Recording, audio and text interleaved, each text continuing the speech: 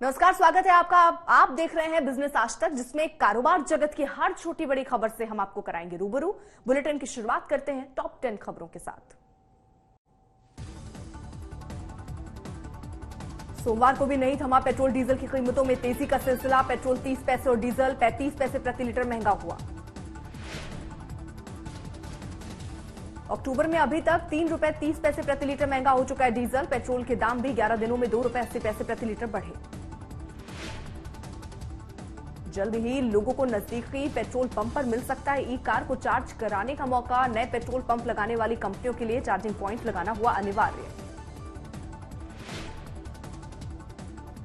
खाने के तेल की कीमतों में कमी के लिए सरकार ने तय की भंडारण सीमा। 31 मार्च तक जारी रहेगी लिमिट। एयर इंडिया के बाद अलायंस एयर समेत एयरलाइन की 4 सब्सिडियरी कंपनी की भी होगी बिक्री। 14,700 करोड़ की संपत्तियों को भी बेचेगी सरकार।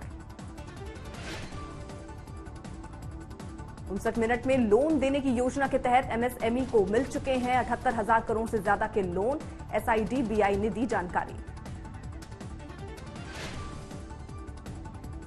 ई कॉमर्स की सेल को पहले 4 दिनों में ही मिली जोरदार सफलता। रेडसीर कंसल्टिंग की रिपोर्ट के मुताबिक 4 दिनों में करीब $7 अरब के सामान की हुई बिक्री।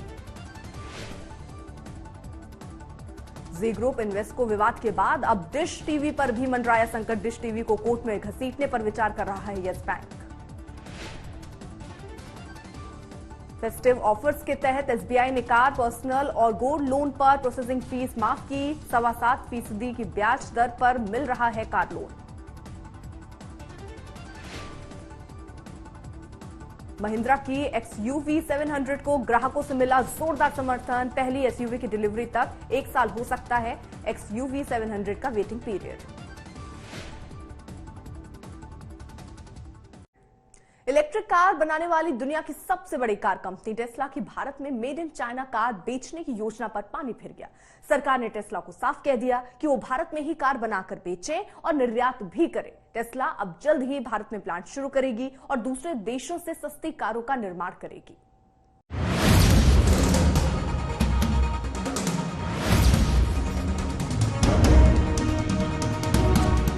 सीमा पर एक बार फिर भारत और चीन की सेनाओं के बीच तनावपूर्ण माहौल है। चीन सैनिकों की दादागिरी बॉर्डर पर देखी जा सकती है, जहां वो कभी भी भारतीय सीमाओं में घुस आते हैं। इस तनाव का असर एक बार फिर से दोनों देशों के कारोबारी रिश्तों पर दिखाई देने लगा है। दुनिया की सबसे बड़ी इलेक्ट्रिक कार कंपनी टेस्ला से केंद्रीय मंत्री नितिन गडकरी ने कहा है कि वो भारत में चीन में बनी हुई कारों को नहीं बेचेगी। दरअसल टेस्ला ने अमेरिका से बाहर सबसे पहला प्लांट चीन में लगाया था। चीन से ही यूरोप और दूसरे देशों में टेस्ला ई कारों को एक्सपोर्ट करती है। नितिन गडकरी ने टेस्ला से कहा है कि वो भारत में प्लांट स्थापित करे और यहीं से ई कारें दूसरे देशों को निर्यात करें। आपको टेस्ला की कीमत ज्यादा नहीं है और उसका कॉस्टिंग भी कम है और इंडिया में हमारे जो वेंडर्स है वो पूरा टेस्ला को दे सकते हैं मटेरियल। अब थोड़ा सा एक मेरे मन की बात है जो मैंने टेस्ला को बार बार कही कि चाइना में बनाकर हिंदुस्तान में बेचने वाला काम मत करो। हिंदुस्तान में आओ, हमको मदद करते हैं, यहाँ हमारे वेंडर्स है, हमारे यहाँ बनाओ, हमारे यहाँ बेचो, हमारे यहाँ से एक्सपोर्ट करो। जो मदद चाहिए आपको हमारी सरकार करेगी। पर वो धीरे धीरे हिंदुस्तान का डोमेस्टिक मार्केट इतना बड़ा है और हमारे यहाँ इतने बड़े प्रमाण पर डिमांड है। हालांकि टेस्ला की इलेक्ट्रिक कारों का उत्पादन जल्द ही भारत में शुरू होने की उम्मीद है। मुमकिन है कि आने वाले कुछ महीनों में एलन मस्क की कंपनी टेस्ला भारत में इलेक्ट्रिक कार लॉन्च करेगी। इसके संकेत भी केंद्रीय मंत्री नितिन गडकरी ने दिए हैं। उन्होंने कहा है कि भारतीय बाजार में एंट्री के लिए टेस्ला और सरकार के बीच लगातार बातचीत चल रही है। टेस्ला को भारत में उत्पादन शुरू करने और यहाँ से कारें दूसरे देशों को एक्सपोर्ट करने में जो भी मदद चाहिए उसके लिए सरकार तैयार है। टेस्ला की कारों की मौजूदा कीमत भारत के लिहाज से काफी ज्यादा मानी जा सकती है, लेकिन गडकरी का कहना है कि टेस्ला की कारों की कीमत कंपनी की बाकी कारों से किफायती होगी। टेस्ला भारत में ही कारें बनाकर बेचेगी, जिसके लिए यहाँ के वेंडर्स भी तैयार हैं और इसकी कीमत 35 लाख के आसपास होगी। टेस्ला के आने से इलेक्ट्रिक वाहनों के भारतीय बाजार को भी सहारा मिलेगा।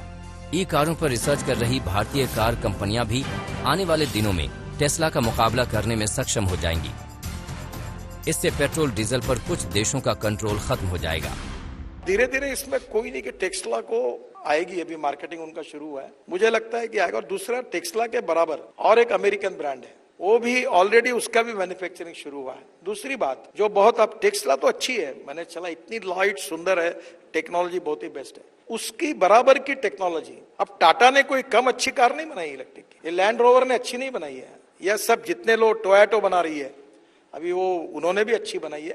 अब ऑल इंडियन ब्रांड्स, मर्सिडीज हो, BMW, जितने यहाँ है वो भी लगातार रिसर्च कर रही थी। सरकार का टारगेट है कि आने वाले वर्षों में पेट्रोल डीजल का इंपोर्ट बंद करके इस पर से देश की निर्भरता खत्म कर दी जाए।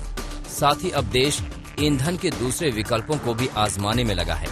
सरकार ग्रीन हाइड्रोजन को फ्यूचर फ्यूल मान रही है और आने वाले वर्षों में इसका एक्सपोर्ट करने के लायक बनने का भरोसा जता रही है। आज तक ब्यूरो। बिजनेस आज तक में आज के लिए बस इतना ही। आप देखते रहिए आज तक।